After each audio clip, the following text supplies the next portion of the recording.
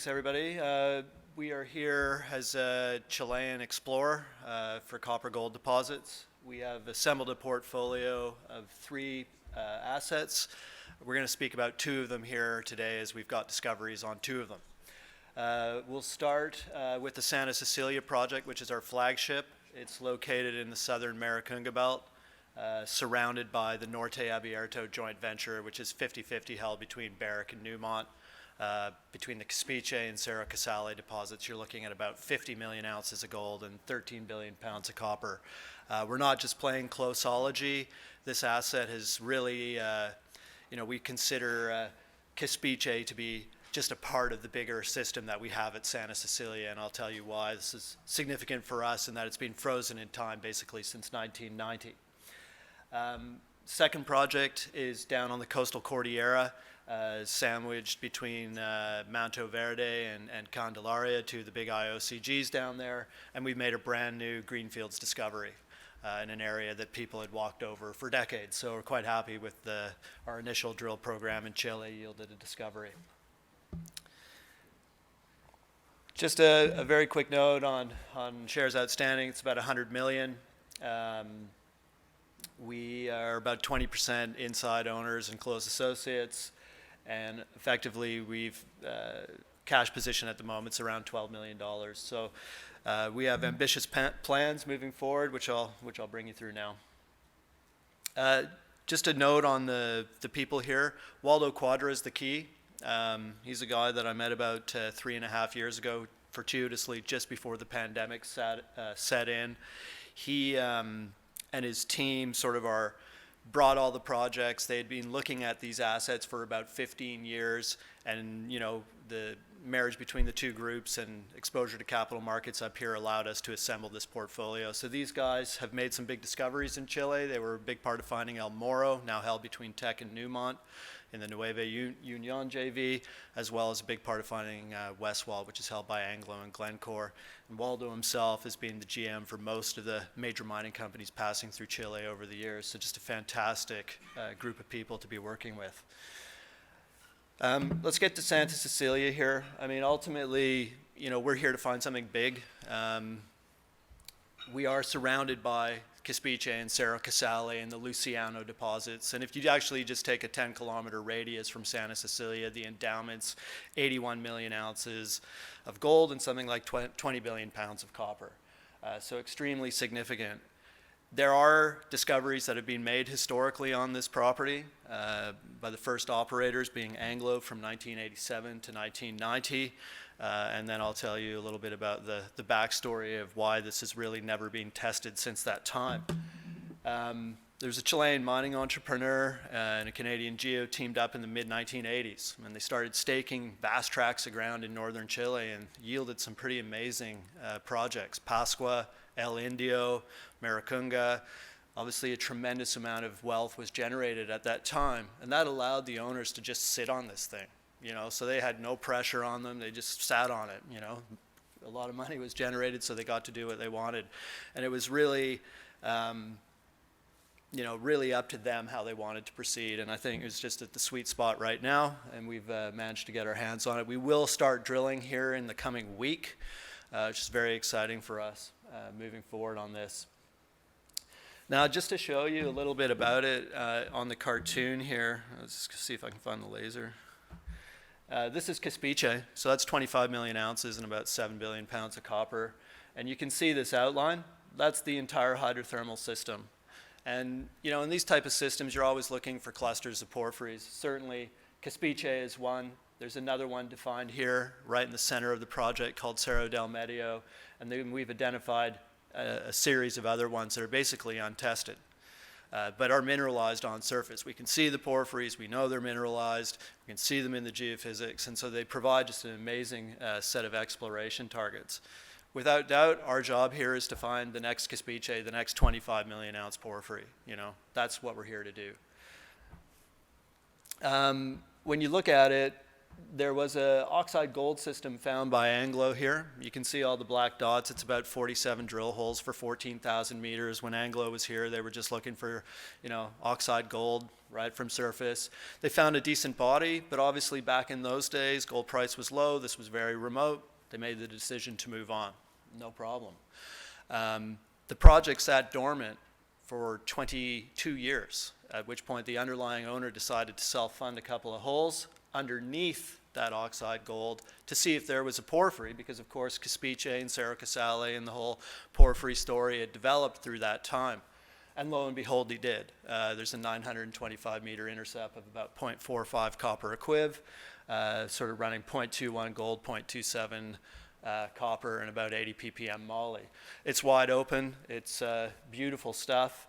Our job, again, is to really realize what that can become, and as well as test these other porphyry centers that have never really had a proper look.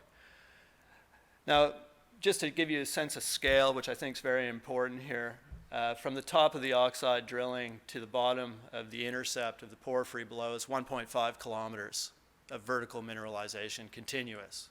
So it's a big system, clearly, and it is wide open. And one thing that the owner did is after a couple of deep drill holes here, then he did the geophysics, and you see this lovely correlation between the porphyry intercept and this big purple blob, which is low resistivity. And this blob is 2 kilometers by 1.5 kilometers by a kilometer in dimension. It's enormous. Somewhere in here is a causative intrusion, which will carry the high grade, and that's our mission. We know there's a big, 1,000 meter 0.45 intercept here, but that's wall rock. That's hornfells. Definitively, it's wall rock. It's not the causative intrusion. In fact, if you go to Kapiche as an example, what really makes Kapiche is about 150 to 100 meter wide porphyry intrusion, where you can drill 0.7 gold and 0.4 copper for 1,000 meters. That's our job.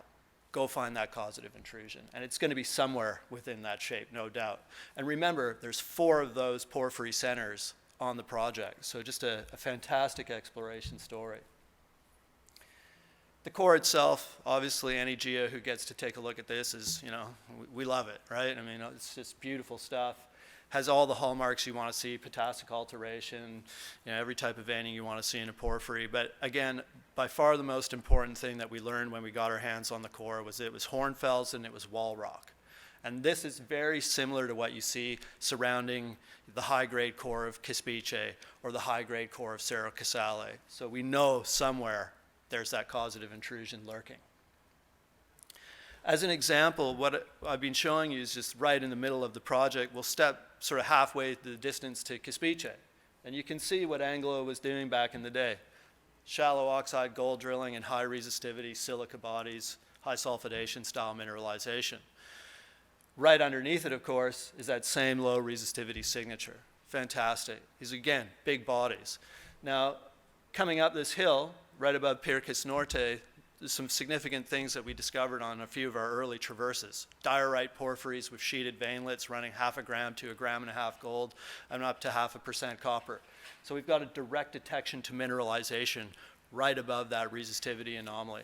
And clearly that's got to be drilled. That's just exploration 101. Let's get after that. And again, they just didn't have the benefit of the knowledge of porphyry setting or porphyry systems in that particular part of the world at the time, and just didn't have the data. So this is why it's just one of these very unique exploration opportunities that we have in front of us here at Torq. Another thing that I'd like to point out is there's some optionality. We've talked a little bit about this oxide gold body. Yes, it's cohesive. Yes, there may be a slight economic lever to a bigger porphyry setting. But there's also high grade on the property as well. Anglo, back in the day, put in about a 600-meter tunnel. The entrance was pretty fair. I think it was 32 meters of about 3.84 grams gold equiv. The next 100-plus meters was running over 1 gram gold equiv. And then deeper in the tunnel, which is why we think they were putting it in, because El Indio, which was ultra high grade, was coming online at the time, and they thought, okay, maybe we can get some high grade veins, and they got a couple meters of 56. Now they put just 3 short holes into it, replicated that super high grade, got 2 meters of 56 within a much broader interval of 20 meters of 7, but obviously, that 2 meters is what counted. For us, this is basically starting. This vein corridor is, it's about 1.5 kilometers long. It's 500 meters wide, effectively unexplored in our thinking, and we just believe it has the chance to be an economic lever to a bigger porphyry setting. So we will get to this in the coming years, but our focus is squarely on the porphyry story right now. So we are going to be drilling here in the coming week. I'm headed down to Chile actually on Friday to kick it off. And it's going to be a lot of fun for us to get those first holes into the porphyry setting down there. After, we will be drilling until about the end of May, take a bit of a break for the winter, and then obviously come back in October of 2023 and drill straight through till May of 2024, which we consider the first phase of drilling. Between 12 and 15,000 meters will go into it. Now during our summer break, or winter break, we're going to go to our discovery that we made down on the coastal Cordillera at Margarita. As you can see, well situated, 65 kilometers to the north of the city of Copiapó. We're sandwiched between Capstone's Manto Verde and Santo Domingo deposits, as well as Landine's Candelaria. It was a very simple exploration thesis as to why we went there. Down in the corner here, this was the only part of the property that had been drilled. You see this little orange polygon. There was about 20-30 million tons of copper oxide at about 0.4. It wasn't really of interest to us, but Waldo and his team said, well, there should be some sulfide here somewhere. It's a huge alteration system, 4 by 5 kilometers, and we just embarked on trying to find it. We put on our first drill program, 13 holes, about 10 holes down here looking for that sulfide source, couldn't find it. Went up the structural corridor, same thing, couldn't find it. Lucky hole 13, last hole of the program, we hit 90 meters of about 1% copper and 1 gram gold, which was fantastic in sulfides. And we went, okay, thesis is proven, there's a sulfide source on this, fantastic. Second hole into it, hit 98 meters. Again, my memory fails me, about 0.94 gold and 0.68 copper, extensive leaching of copper from the surface. These intercepts basically are on surface, so it's a pretty fantastic start to it. And we're really right now in a structurally controlled setting. We have 2 principal orientations of structures. Both of them are mineralized. We have multiple different intrusions that are mineralized. From my experience and being fortunate enough to be part of some discoveries around the world, it's just got that feeling where we're getting surprised in a good way. We've got a lot of drilling to do here. And what I'd point out is there are other targets here at Remolino and Cotatuda that look identical from a geological perspective, geochemical perspective, and a geophysical perspective as to this Phi 13 discovery here. And clearly that's something we need to expand on. Right now, after we made the initial discovery, of course, we went in there and defined a body that's about 800 meters long. I'm not going to bore you with all the grades, but suffice to say, it's a pretty decent body sitting there right on surface. And I think the big thing for me is when you look at IOCGs in the Andean belt, the one thing that's unique about Margarita right now is the gold content. We know of no other analog. It was shocking. When the assays came in and we were looking at 90 meters of 1 gram gold, we thought it was wrong, right? Luckily it wasn't. So we have a very interesting system here, full of gold. Our job is just to find the next pod of mineralization and truly realize the potential of the project. I mean, I would say we're just in the beginning phases of our discovery right now. We will come back here. When we take that break from our Santa Cecilia project, we'll come back to Margarita. We will probably be drilling here June, July, August, September kind of thing.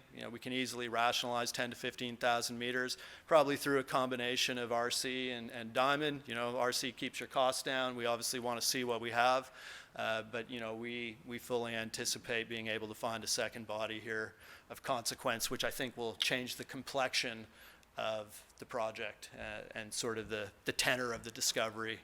And how people appreciate it moving forward. So look for us to do that. Finally, I will just say a very brief comment here on Andrea. This is our 3rd project. We are situated here in the El Indio belt between Pascualama and El Indio. Our team was there in the 90s. Lac Minerals had drilled a series of holes on high sulfidation veins. Couldn't really get them to hang together. But of course, our guys had been there and said, no, there's porphyry here. And so basically most of the project is covered by a large landslide, but there are little windows, erosional windows in that landslide, and lo and behold, when you go and visit them, you see mineralized copper porphyry just sitting there, untested, undrilled. And I think when you look at the, the extensive property bank of, Waldo and his team, this probably has a very good shot given how our first drill program went at Margarita. So we will get to this, but at the moment we're just focused on the 2 discoveries that we have to work on at Santa Cecilia and Margarita. So if I could basically just sum it up for you, over the next 16 months, we're going to have the drill rig turning. That is our plan. We will be starting drilling here at Santa Cecilia this coming week, take it through to the end of May, switch projects to our discovery on Margarita, come back up the hill to Santa Cecilia and drill from October of this year through till May of 2024. So a lot of catalysts coming within the Co. Best kind with the drill bit as for an exploration company. We're really looking forward to embarking on this journey next week. But I think that should do it.